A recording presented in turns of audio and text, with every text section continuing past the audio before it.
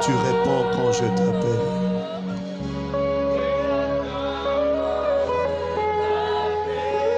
Adonai,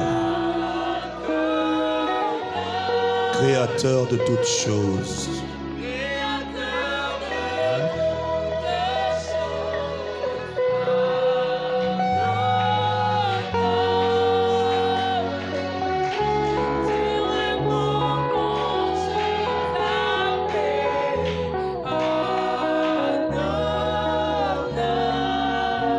Merci Seigneur Jésus pour ta présence. Merci Seigneur Jésus pour ta force, pour ta puissance, pour ton approbation, pour ce que tu vas faire, ce que tu vas dire en ce culte. Merci Seigneur Jésus. Laisse que toute la gloire te revienne dans le nom de Jésus. Nous avons ainsi prié, reçu et nous disons Amen. Amen. Est-ce qu'on peut se lever et mettre nos mains ensemble? Est-ce qu'on peut se lever et mettre nos mains ensemble? Alléluia, alléluia, alléluia. Gloire à Dieu. Gloire au Seigneur. Nous avons eu un culte merveilleux au premier culte et nous croyons que la gloire de la seconde sera plus grande. Croyons que Dieu va nous surprendre encore en ce culte. Alléluia. Prenons nos Bibles dans Hébreux chapitre 9, 6 à 10. Hébreux chapitre 9, verset 6 jusqu'au chapitre 10. Verset 18. Donc, en d'autres termes, nous allons lire 2 chapitres.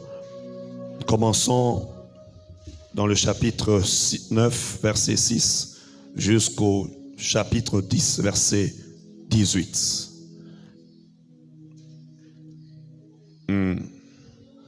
Hébreux chapitre 9, à partir du 6e verset. Or, ces choses étant disposées, les sacrificateurs qui font le service entrent en tout temps dans la première partie du tabernacle. Et dans la seconde, le souverain sacrificateur seul entre une fois par an, non sans y porter du sang qu'il offre pour lui-même et pour le péché du peuple. Le Saint-Esprit montrait par là que le chemin du lieu très saint n'était pas encore ouvert, tant que le premier tabernacle subsistait. C'est une figure pour le temps actuel où l'on présente des offrandes et des sacrifices qui ne peuvent rendre parfait sous le rapport de la conscience celui qui rend ce culte, et qui, avec les aliments, les boissons et les diverses ablutions, étaient des ordonnances charnelles imposées seulement jusqu'à une époque de réformation. Mais Christ est venu comme souverain sacrificateur de biens à venir. Il a traversé le tabernacle plus grand et plus parfait, qui n'est pas construit de main d'homme, c'est-à-dire qui n'est pas de cette création. Et il est entré une fois pour toutes dans les lieux très saints, non avec le sang des boucs et des veaux, mais avec son propre sang, ayant obtenu une rédemption éternelle. Car si le sang des taureaux et de boucs et la cendre d'une vache répandue sur ceux qui sont souillés et sanctifiés procure la pureté de la chair, combien plus le sang de Christ qui, par un esprit éternel, s'est offert lui-même son tâche à Dieu, purifiera-t-il votre conscience des œuvres mortes, afin que vous serviez le Dieu vivant. Et c'est pour cela qu'il est le médiateur d'une nouvelle alliance, afin que la mort étant intervenue pour le rachat des transgresseurs, des transgressions commises sous la première alliance, ceux qui ont été appelés reçoivent l'héritage éternel qui leur a été promis. Car là où il y a un testament, il est nécessaire que la mort du testateur soit constatée. Un testament en effet n'est valable qu'en cas de mort, puisqu'il n'a aucune force tant que le testateur vit. Voilà pourquoi c'est avec du sang que même la première alliance fut inaugurée. Moïse, après avoir prononcé devant tout le peuple tous les commandements de la loi, prit le sang des veaux et de boucs avec de l'eau et de la laine écarlate et de l'hysope, et il y fit l'aspersion sur le livre lui-même et sur tout le peuple, en disant: ceci est le sang de l'alliance que Dieu a ordonné pour vous. Il fit pareillement l'aspersion avec le sang sur le tabernacle et sur tous les ustensiles du culte, et presque tout, d'après la loi, est purifié avec du sang, et sans effusion de sang, il n'y a pas de pardon. Il était donc nécessaire, puisque les images des choses qui sont dans les cieux devaient être purifiées de cette manière, que les choses célestes elles-mêmes le fussent par des sacrifices plus excellents que ceux-là. Car Christ n'est pas entré dans un sanctuaire fait de mains d'hommes, en imitation du véritable, mais il est entré dans le ciel même, afin de comparaître maintenant pour nous devant la face de Dieu. Et ce n'est pas pour s'offrir lui-même plusieurs fois qu'il est entré, comme le souverain sacrificateur entre chaque année dans le sanctuaire avec du sang étranger. Autrement, il aurait fallu qu'il eût souffert plusieurs fois depuis la création du monde, tandis que maintenant, à la fin des siècles, il a paru une seule fois pour abolir le péché par son sacrifice. Et comme il est réservé aux hommes de mourir une seule fois, après quoi vient le jugement. De même, Christ, qui s'est offert une seule fois pour porter le péché de plusieurs, apparaîtra sans péché une seconde fois à ceux qui l'attendent pour leur salut. En effet, la loi qui possède un nombre de biens à venir et non l'exacte représentation des choses ne peut jamais par les mêmes sacrifices qu'on offre perpétuellement chaque année amener les assistants à la perfection. Autrement n'aurait-on pas cessé de les offrir, parce que ceux qui rendent ce culte, étant une fois purifiés, n'auraient plus eu aucune conscience de leurs péchés. Mais le souvenir des péchés est renouvelé chaque année par ce sacrifice, car il est impossible que les sangs des taureaux et des boucs ôtent les péchés. C'est pourquoi Christ entra dans le monde, dit: tu n'as voulu ni sacrifice ni offrande, mais tu m'as formé un corps. Tu n'as agréé ni holocauste ni sacrifice pour le péché. Alors j'ai dit: voici je viens. Dans le rouleau du livre, il est question de moi pour faire, ô Dieu, ta volonté. Après avoir dit d'abord: tu n'as voulu et tu n'as agréé ni sacrifice, ni offrande, ni holocauste, ni sacrifice pour le péché, il dit ensuite: voici je viens pour faire ta volonté. Il abolit ainsi la première chose pour établir la seconde. C'est en vertu de cette volonté que nous sommes sanctifiés par l'offrande du corps de Jésus-Christ une fois pour toutes.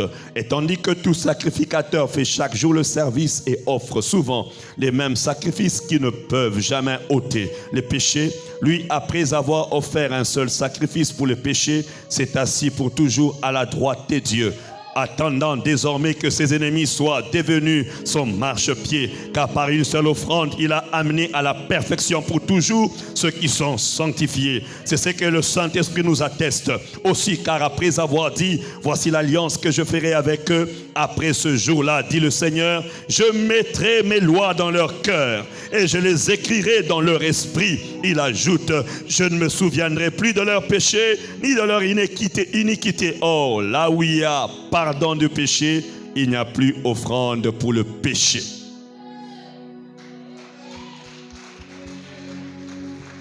Est-ce qu'on ne peut pas acclamer le Seigneur? Alléluia! Est-ce qu'on ne peut pas acclamer le Seigneur? Jésus, gloire à Dieu. Nous pourrons reprendre nos places. Ce matin, je nous propose un test intitulé, que je nous propose un sujet que j'ai nommé Christ le parfait expiateur. Christ le parfait expiateur. Le parfait expiateur. Christ la parfaite victime expiatoire. Expiatrice, excusez-moi. Quand nous parlons du parfait expiateur, expiateur qui vient du verbe expier, expier qui nous parle de la réparation. Réparer une faute en subissant une peine imposée. Lorsqu'on parle de l'expiation ou de l'expier, il s'agit de réparer une faute en subissant une peine qui nous a été imposée. Et aujourd'hui, nous allons voir comment Christ s'est substitué, comment Christ a pris notre place, comment Christ a payé le prix pour que nous soyons heureux, pour que nous soyons dans la joie, pour que nous soyons en bonne santé, pour que nous soyons justifiés. Justifiés. Dans la Bible, lorsque vous lisez Lévitique, lorsqu'on parle de l'expiation, ici c'est une cérémonie faite en vue d'apaiser la colère céleste. Partout il y a expiation, il s'agit d'une cérémonie, il s'agit d'une action qui a comme mission, qui a comme but apaiser la colère de Dieu. Apaiser la colère de Dieu. Le mot expiation vient de l'hébreu kippourim, qui veut signifier que couvrir. Le mot expiation vient de l'hébreu kippourim, et kippourim veut dire couvrir, couvrir. Mais nous allons voir, Christ est allé au-delà de la couverture. Christ n'est pas seulement venu couvrir les péchés, mais Christ est venu ôter le péché.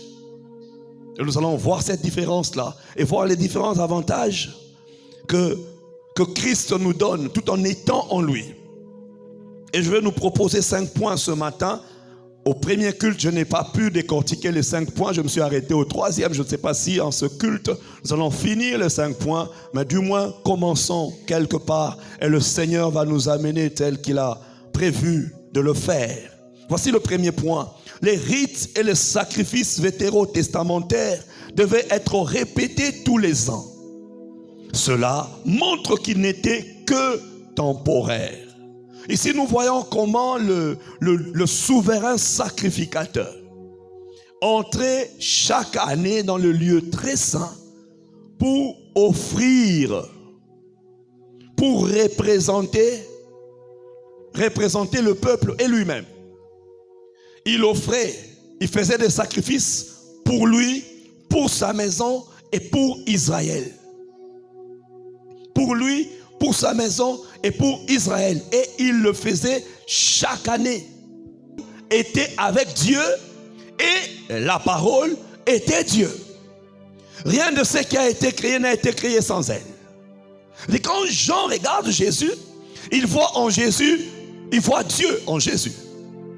Mais ici, avec l'œil prophétique, Jean voit l'agneau de Dieu. Il voit la mission que Jésus allait accomplir. Alors si je dois lire littéralement ce verset, je dirais, voici Dieu des dieux. Pourquoi je dis ça? Parce que l'agneau ici, c'est Dieu lui-même. Et cet agneau sera offert par qui?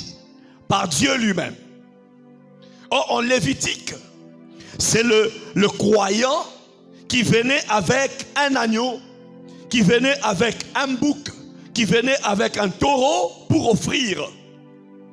Et le souverain sacrificateur lui prendra juste le sang qu'il va amener dans le lieu très saint. Mais ici, Dieu a tellement élevé la barre.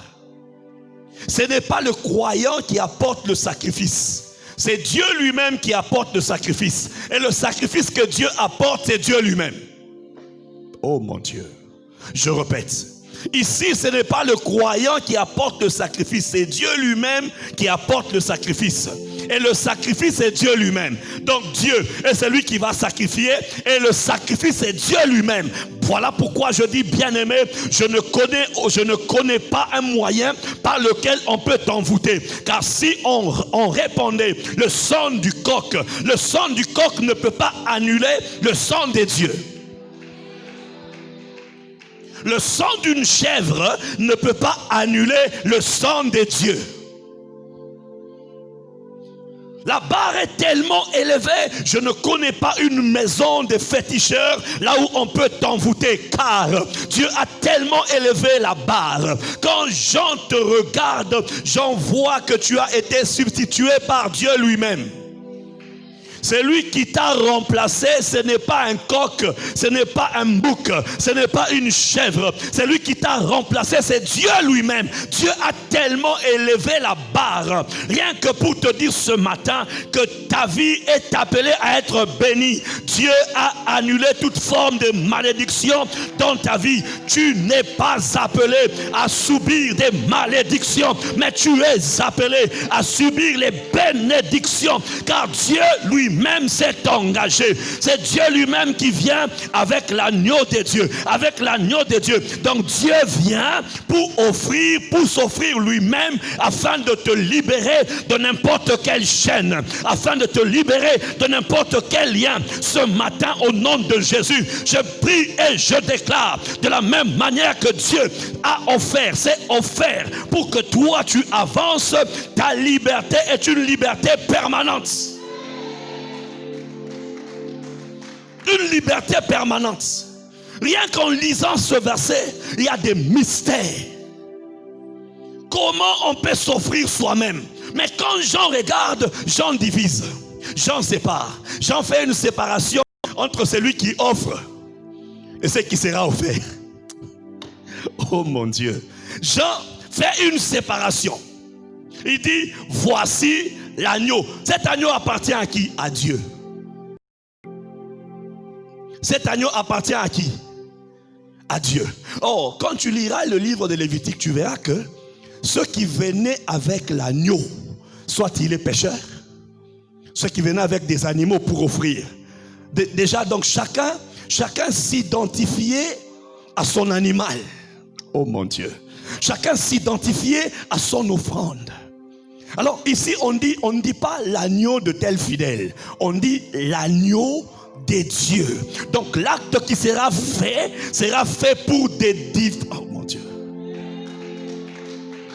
Quand on offrait, quand on venait avec un animal à sacrifier, on devrait normalement prendre, s'identifier à l'innocence de cet animal. Donc on déposait notre culpabilité dans cet animal et on prenait en retour l'innocence de cet animal. Maintenant, quand on dit l'agneau des dieux, donc ce n'est pas un agneau qui a connu ses origines sur la terre. C'est un agneau qui appartient à Dieu. C'est un agneau qui appartient à Dieu. En d'autres termes, cet agneau va activer en toi les attributs de Dieu. Ah, j'ai dit les attributs de Dieu. Ah, cet agneau va réveiller en toi les attributs de Dieu. Ah, je dis les attributs de Dieu. Les attributs de Dieu. Si quand je mets ma main sur un animal, je prends son innocence. Mais maintenant, quand je mets la main sur l'agneau qui appartient à Dieu, qu'est-ce que je prends? Je prends ma bonne santé. Je prends ma prospérité. Je prends. Tu peux ajouter, je prends. Tu prends quoi? Je prends ma joie, une joie abondante. Je prends la paix, quels que soient les troubles. Je prends encore, prends. Oh, prends. J'en dis, voici l'agneau, mais cet agneau appartient à Dieu. Et cet agneau sera offert sur la terre. Ah, cet agneau appartient à Dieu et cet agneau sera offert sur la terre. Pourquoi? Parce que Dieu aimerait imposer la vie du ciel sur la terre. Oh, que ta volonté soit faite sur la terre comme... Oh mon Dieu, sur la terre comme... Les sorciers prennent leurs offrandes sur la terre. Les magiciens puisent sur la terre. Mais pour toi, Dieu a puisé en lui-même. Pour toi, Dieu a trouvé en lui-même. Pour toi, Dieu a trouvé en lui-même. En lui-même. En lui-même. Et quand tu vois ça, tu vas te moquer de leur trône. Tu vas te moquer de leurs fétiches. Tu vas te moquer de leurs incantations. Tu vas te moquer de leur sorcellerie. Car tu sais que toi, ton agneau qui a été sacrifié ne venait pas de toi. Cet agneau venait de Dieu. Car Dieu aimerait activer en toi. Dieu aimerait allumer en toi. Dieu aimerait commencer des choses en toi. Des choses qui dépassent l'entendement humain. Des choses qui dépassent l'entendement humain. Quand le croyant venait offrir, il puisait dans son troupeau. Mais quand Dieu doit offrir pour toi, Dieu n'a pas puisé dans son troupeau. Dieu a puisé en lui-même. L'agneau de Dieu. Et cet agneau fait quoi? Il ôte. Dis avec moi, ôter. Il ôte. Dis avec moi, ôter. Il ôte le péché. Or, le péché est la racine des maladies. Le péché est la racine des échecs. Le péché est la racine des malédictions. Le péché est la racine de toutes ces choses-là qui dérangent nos vies. Et quand Jean regarde Jésus, il dit, voici l'agneau de Dieu qui ôte le péché du monde. Donc c'est un agneau qui vient, qui déracine, qui déplace, qui arrache, qui change ton style de vie.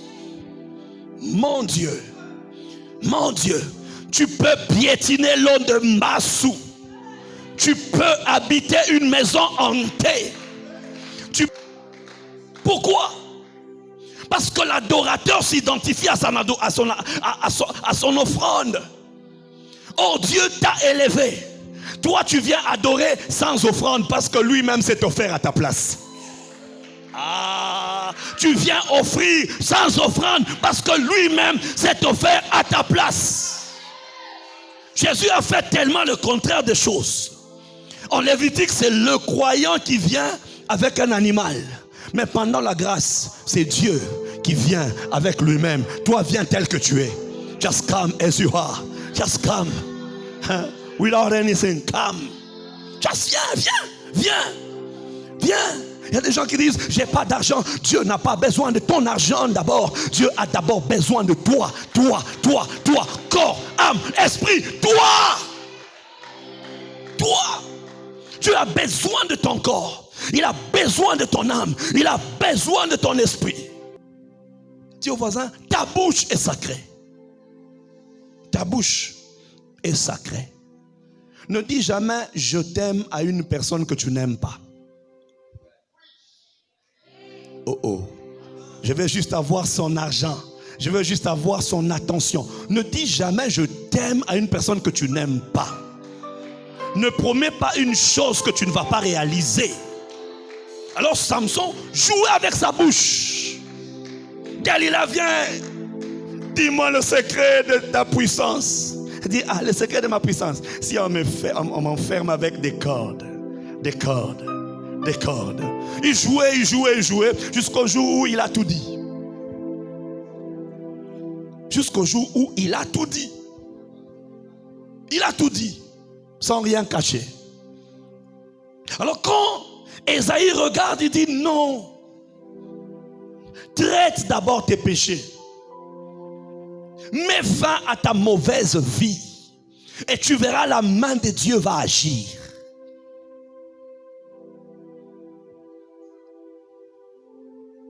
Mets-toi d'abord à part. Sanctifie ta bouche. Sanctifie tes oreilles. Sanctifie tes mains. Sanctifie ton corps. Sanctifie-toi tout entier. Et tu verras que la main de Dieu n'a jamais été courte. Elle va agir. Elle va agir. Et comme solution, Jésus-Christ vient apaiser la colère de Dieu en ôtant ce péché-là. Peux-tu acclamer le Seigneur? Jésus-Christ est venu libérer l'homme.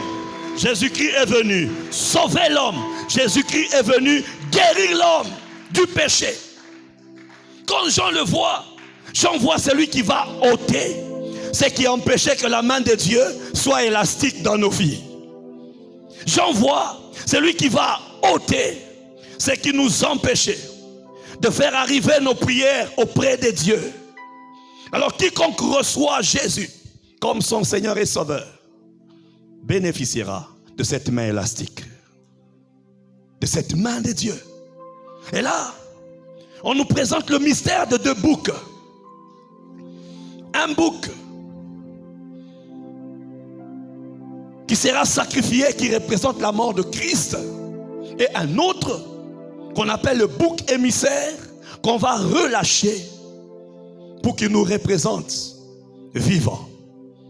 Parlons du bouc sacrifié qui représente la mort de Christ. Ici, il s'agit d'un sacrifice de substitution qui sert de rançon pour le péché des hommes. Jésus-Christ, notre substitut, Jésus-Christ a payé la rançon pour que tu plaises à Dieu. Jésus-Christ a payé le prix pour que tu élèves tes mains, pour que je lève mes mains. Jésus-Christ a payé le prix. Il a payé le prix. Romains 3, 24 à 26 dit: ils sont gratuitement justifiés par sa grâce, par le moyen de la rédemption qui est en Jésus-Christ. Nous sommes justifiés gratuitement. C'est une très bonne nouvelle.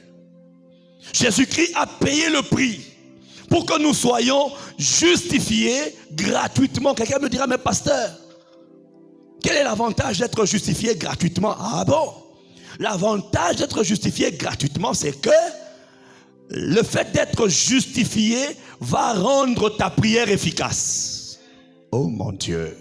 Je dis, le fait d'être justifié va rendre ta prière efficace.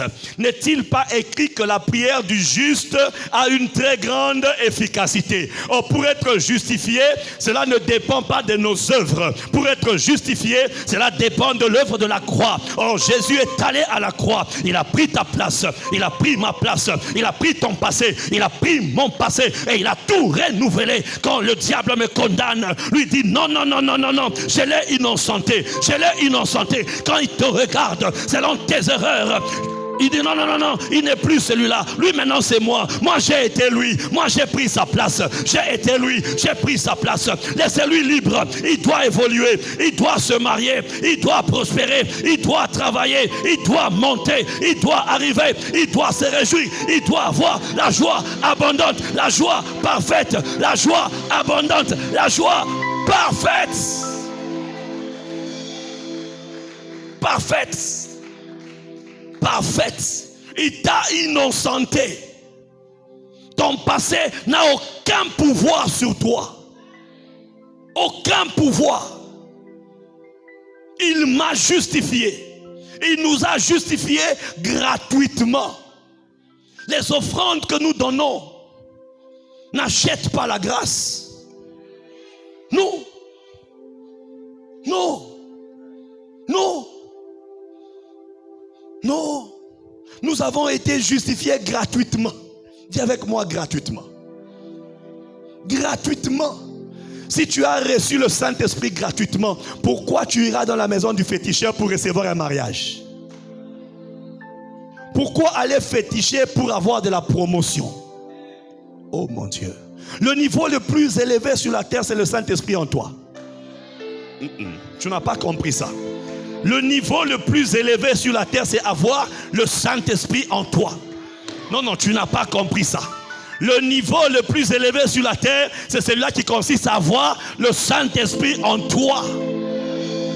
Car l'Esprit sonde même les profondeurs de Dieu. Alors si tu as le Saint-Esprit, tu as le plan de lui, tu connaîtras les profondeurs de Dieu. Les profondeurs de Dieu. Tu iras de gloire en gloire. Bien-aimé dans le Seigneur, s'il m'a donné le Saint-Esprit, qu'est-ce qu'il ne me donnera pas? Pourquoi j'irai vendre mon dos? Pourquoi? Tu as l'argent et puis tu as un enfant qui a une tête qui ne marche pas. Et puis pourquoi? Non. Nous, on n'a sacrifié personne. Dieu s'est sacrifié pour nous. Et c'est lui qui continue à motiver, à parler en bien. Bien-aimé, tu n'as pas besoin d'un sacrifice humain qui doit travailler pour ton argent. Nous avons déjà un sacrifice divin qui est devant Dieu, qui parle. Je dis qu'il parle. Le sang de Jésus parle mieux que le sang d'Abel. Qui parle.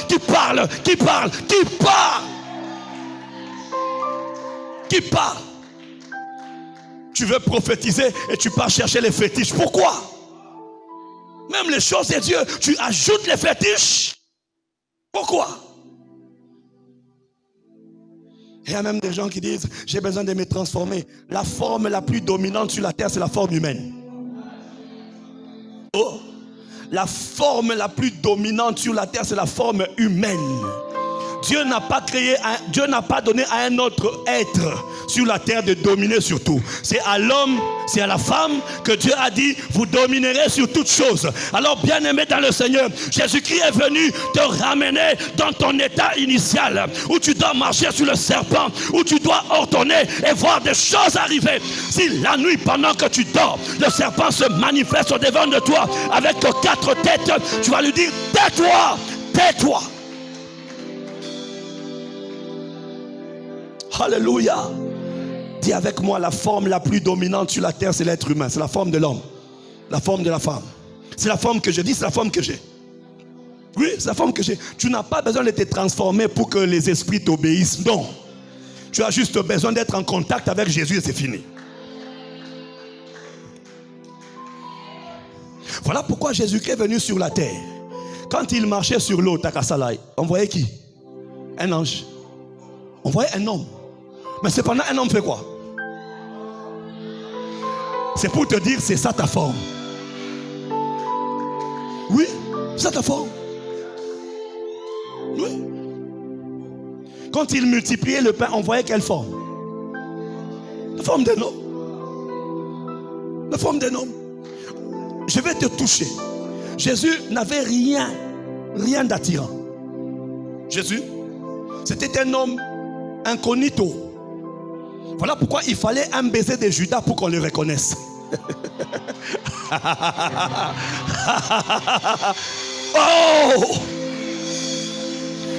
Oh, mon aspect extérieur, c'est pas ça l'onction.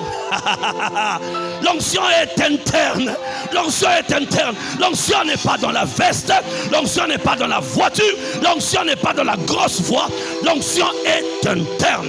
Interne. Interne. Interne.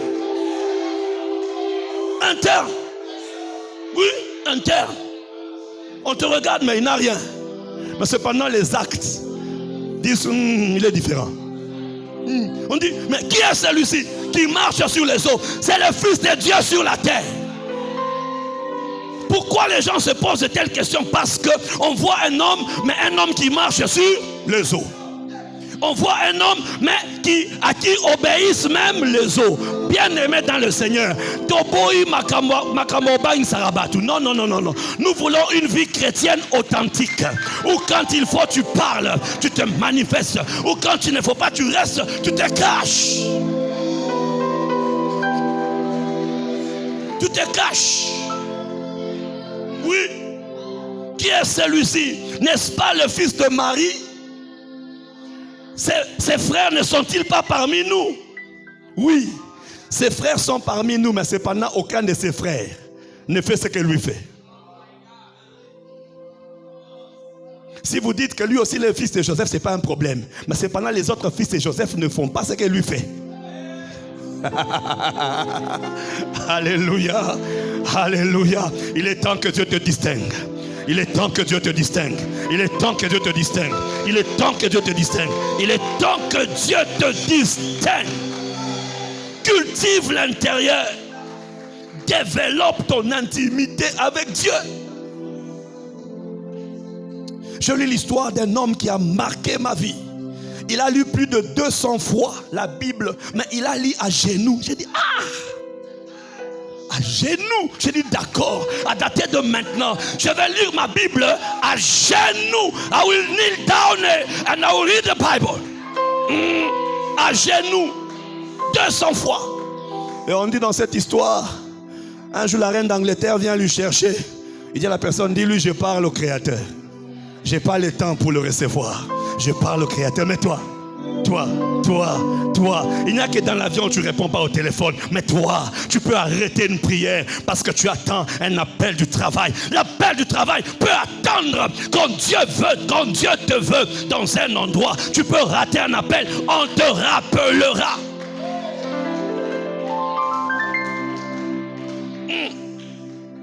On te rappellera. Cet homme a lu la Bible 200 fois à genoux, Méchac, à genoux. Je dis, quel défi à relever? À genoux. Toi, il y a des moments où tu commences seulement, tu dors. Mais lui, il le fait à genoux, à genoux. Et on dit qu'il avait l'orphelinat. Et un jour, il n'y avait pas à manger. Il répond, il dit, je ne dépends pas des hommes. Il part, il prie, il dit, Père des orphelins. Les orphelins n'ont pas à manger. Père des orphelins. Les orphelins n'ont pas à manger. Et puis après on dit, il voit des gens qui viennent déposer le pain. Les pains venaient du palais royal. Oh, on ne voulait pas de tels pains. Et c'est arrivé là, il leur dit, non, non, non, c'est pas qu'on ne voulait pas. C'est que Dieu voulait qu'on nourrisse ses enfants ici. Parce que ces enfants aussi habitent le palais royal, le palais de la terre. Bien aimé dans le Seigneur, il y a tant de choses que tu rates parce que tu es distrait. Tu passes ton temps devant Novelas, devant les matchs. Au lieu de passer ton temps devant Dieu, au lieu de crier devant le Seigneur, tu passes ton temps à critiquer, à parler en mal des gens. Tu passes ton temps à critiquer, à parler de mal des gens. Tel s'est mal habillé, tel a dit ceci, tel a... Mais au lieu de passer ton temps devant Dieu pour dire, Seigneur, me voici, qu'est-ce que tu attends de moi? Il me reste combien de temps? Qu'est-ce que je n'ai pas encore accompli? Comment je dois accomplir cela? Est-ce que je dois rester au Congo ou je dois aller ailleurs? On te refuse le visa, tu ne comprends pas. Peut-être Dieu ne veut pas que tu ailles. Tu es toujours là, visa. Tu perds l'argent, visa. Qui t'a dit que tous ceux qui ont voyagé ont réussi leur vie? Tu peux rester devant Dieu et tu pries, Seigneur, tu veux que je sois où? Dieu est capable de commencer ta vie dans une crèche et la finir dans la gloire. Il est capable de faire ça. Capable de faire ça. Capable de faire ça. Dis avec moi, capable.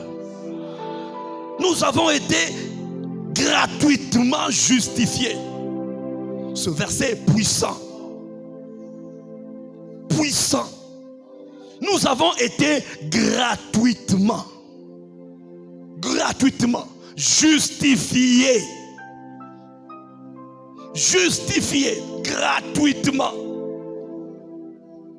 gratuitement par le moyen de la rédemption qui est en Jésus-Christ. En Jésus-Christ. Il y a tant de choses qui nous ont été données gratuitement. Il suffit seulement de te positionner là où Dieu t'attend. Et c'est tout. Et Hébreux 9, 11 à 14 dit, mais Christ est venu comme souverain sacrificateur des biens à venir. Il a traversé le tabernacle plus grand et plus parfait, qui n'est pas construit de main d'homme, c'est-à-dire qui n'est pas de cette création.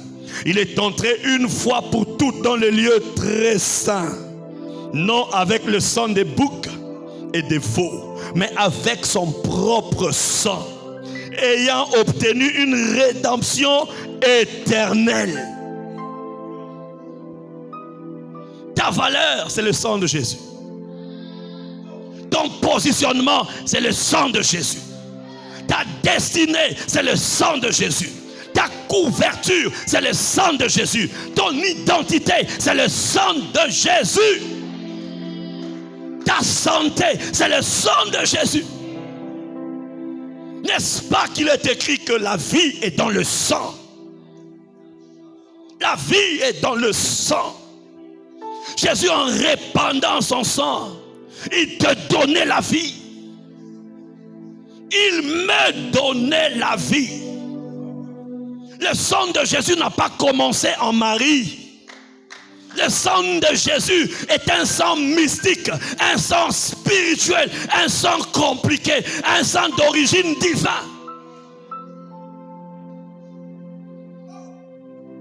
Jamais la terre n'avait connu un sang comme celui-là. C'est pour t'amener à comprendre que ta vie est liée au miracle. Car Jésus a commencé d'une manière miraculeuse dans le sein de Marie. L'ange a dit à Marie, le Saint-Esprit te couvrira et tu deviendras enceinte. Ce qui est bizarre, c'est que la grossesse de Jésus n'a pas commencé comme toute grossesse, mais elle a fait 9 mois. Et ce qui est bizarre, c'est-à-dire, il y a le surnaturel en toi, mais qui se soumet au naturel. Mon Dieu. Oui, en toi, Il y a le surnaturel, mais qui va suivre le chemin naturel. Mais c'est le surnaturel, mais qui suit le chemin naturel. Mais quand ça te sortira, tu verras que non, ça avait pris le chemin naturel, mais c'est surnaturel, mais imposé, soumis au naturel. Bien-aimé dans le Seigneur, ce n'est pas parce que le surnaturel a emprunté le chemin naturel que le surnaturel va changer sa nature. Oui. Ce n'est pas parce que Moïse a été berger chez Pharaon qu'il arrête d'être le fils de la promesse. Non. On pouvait l'appeler fils de la fille de Pharaon jusqu'à un temps. Et quand le temps de Dieu s'accomplit, c'est par le même Moïse. Bien-aimé dans le Seigneur, je m'en fous des choses qui t'ont précédé. Mais ce que je sais, c'est que tu es comme ce surnaturel qui passe par le naturel. Tu restes, tu gardes ta nature jusqu'au bout. Jusqu'au bout. Je dis jusqu'au bout. Le naturel ne peut m'amener à renoncer aux surnaturels qui sont attachés à ma vie. Le naturel n'est que le canal pour montrer la différence de ce que je suis, de ce que les autres ne sont pas. I feel like preaching somebody. Can I preach? Hallelujah. Mon Dieu. Quand tu lis la Bible, tu la lis très bien. Tu la lis. Alors Jésus, il n'est pas entré dans n'importe quel tabernacle. Les autres souverains sacrificateurs entraient dans les tabernacles faits de mains d'hommes. Mais Jésus est entré dans le ciel. Aujourd'hui, on n'a pas besoin d'aller à Jérusalem pour entrer au temple. Non. Pourquoi? Parce que Jésus a ramené le ciel en nous. Jésus a ramené le ciel en nous. Ton cœur n'est pas un endroit d'amertume, ni de colère, ni de jalousie, ni de péché ou de souillure. Ton cœur doit rester saint car c'est un lieu de rendez-vous avec le Père. Il est écrit que celui qui prie doit rentrer dans sa chambre car le Père qui est dans le secret fait quoi? Le lui rendra. Si la prière n'est pas une intimité avec le Père, tu peux crier ici. Si tu n'as pas une intimité avec Dieu, tu peux beau crier, ta prière est vaine. La prière, c'est d'abord la relation que tu as avec Dieu. D'abord.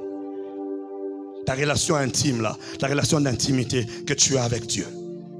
Ce n'est pas quand les chantres prient, les chantres chantent et puis tu pries que tu... Non, c'est pas ça. La prière, c'est d'abord l'intimité que tu as, le secret. Ce que tu fais dans le secret. Ce que tu fais avec Dieu. Ce que tu fais avec le Père. Entre toi et lui, ce que tu fais. Ce que tu abandonnes. Ce que tu renonces. Ce que tu t'attends. Ce que tu fais. Ce que tu fais. La gloire que tu contemples. Ce que tu admires en lui. Ce que tu vois en lui. Ce que tu attends de lui. Ce que tu espères en lui. Ce qui fait que tu t'attaches à lui. D'abord ça. D'abord. Car si le sang des taureaux et de boucs et la cendre d'une vache répandue sur ceux qui sont souillés, sanctifient et procurent la pureté de la chair, combien plus le sang de Christ, qui par un esprit éternel s'est offert lui-même sans tâche à Dieu, purifiera-t-il votre conscience des œuvres mortes, afin que vous serviez le Dieu vivant. Tu ne peux te présenter devant Dieu si tu n'es pas à son service. Tu ne peux te présenter devant Dieu si tu n'es pas à son service. Tu ne peux te présenter devant Dieu si tu n'es pas à son service. Un adorateur est un serviteur de Dieu. Adorer Dieu veut dire servir Dieu.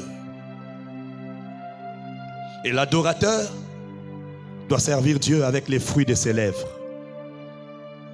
Oh, il ne faudrait pas qu'on dise de toi, ces peuples m'honorent des lèvres, mais leur cœur est éloigné de moi. Il faudrait que ce que tu dises, ce qui sorte de toi, soit en accord avec ta vie. Quand tu dis tu es saint, en d'autres termes tu dis je me sanctifie parce que tu es saint. Dieu n'est pas sanctifié parce que nous disons qu'il est saint. Non. Quand tu dis à Dieu, tu es saint, ou sois saint, sois béni, ce n'est pas parce que nous disons à Dieu, sois béni, qu'il devient béni. Non. C'est ça sa nature. Il est béni, il est saint. Mais c'est à nous de rejoindre ses attributs. C'est à nous de nous conformer à lui. C'est à nous de nous adapter à sa manière de faire, à sa manière de parler, à sa manière d'être. C'est à nous de le faire. Ah, le temps a filé. Deuxièmement, le bouc émissaire qui était chassé hors du camp en portant sur lui les péchés de la nation. Ici est un type du sacrifice de Christ qui ôte le péché et la culpabilité de tous ceux qui se répandent. Psaume 103, verset 12 dit: autant l'Orient est éloigné de l'Occident, autant il éloigne de nous nos transgressions. En regardant avec nos yeux, tu ne peux pas relier l'Orient de l'Occident. Tu ne peux pas. Je ne sais pas si tu as fait cet exercice quand tu étais petit. Moi, je l'ai fait.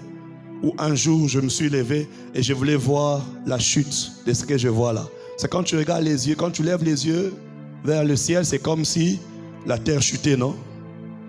Je crois que tout enfant, je ne sais pas vous, mais moi j'ai fait ça. Je m'étais dit, bon, si je vais jusque là, je vais arriver. Mais quand tu bouges encore, tu as l'impression que ça bouge. Et puis ça... Alors Dieu nous promet en disant, autant l'Orient est éloigné de l'Occident, autant il va éloigner nos transgressions. En d'autres termes, le péché que tu commets facilement, Dieu est capable de l'éloigner de toi et tu ne le verras plus jamais. Pourquoi? C'est l'œuvre salvatrice, c'est l'œuvre du Christ. Et dans Ésaïe 53, verset 6, il est écrit, nous étions tous errants comme des brebis. Chacun suivait sa propre voie et l'Éternel a fait retomber sur lui l'iniquité de nous tous. L'iniquité de nous tous était retombée sur lui. Il pouvait dire, Père, Père, pourquoi m'as-tu abandonné? Parce que c'était sur lui que Dieu a fait tomber l'iniquité de nous tous. Jésus est à considérer comme ces boucs émissaires qui n'avaient rien fait, mais qui devraient sortir de la ville avec les fautes d'Israël, qui devraient sortir de la ville. Jésus-Christ a été crucifié à Golgotha, en dehors de la ville, pour te dire, bien-aimé dans le Seigneur, tout ce qui t'empêche de suivre Dieu a été ôté de toi, a été amené hors de la ville. Hors de la ville. Les malédictions ont été amenées hors de la ville. Les mauvais sorts ont été amenés hors de la ville. Pourquoi? Le bouc émissaire a été chassé pour que toi tu vives paisiblement. Je prie et je déclare que ta paix reste certaine, que ta paix reste permanente, que ta paix reste permanente, soit permanemment, soit en paix permanente. Reçois cette paix permanente au nom de Jésus. Que ta joie abondante ne soit pas à chercher, que la joie abondante en toi soit ton partage. Pourquoi? Parce que le bouc émissaire a été chassé de la ville. Parce que le bouc émissaire a été chassé de la ville. Le bouc émissaire a été chassé de la ville. Ce n'est pas toi qui fuiras. Le bouc émissaire a été chassé de la ville. Le bouc était innocent, mais toi tu étais coupable. Et l'innocent a pris ta charge. L'innocent a pris ton fardeau. L'innocent a pris tes cas. L'innocent a pris tes fautes. Et il a été chassé de la ville. Jésus-Christ a quitté la terre pour toi. Pour que toi tu règnes. Pour que toi tu marches. Pour que toi tu domines. Pour que toi tu aies la paix. Que tu aies la paix. Est-ce qu'on peut se lever? Est-ce qu'on peut se lever?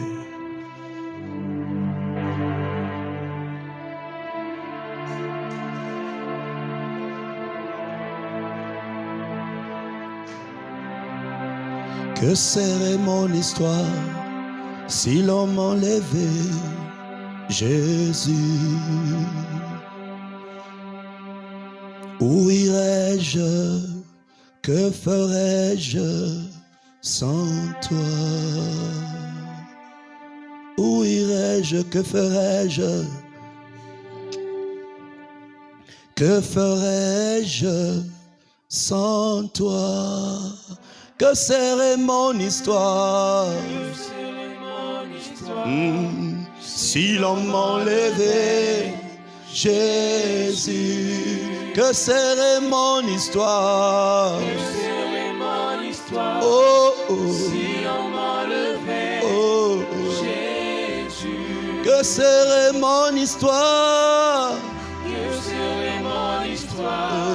Si l'on m'enlevait, Jésus, que serait mon histoire? Mon histoire, si on m'enlevait, Jésus, que serait mon histoire?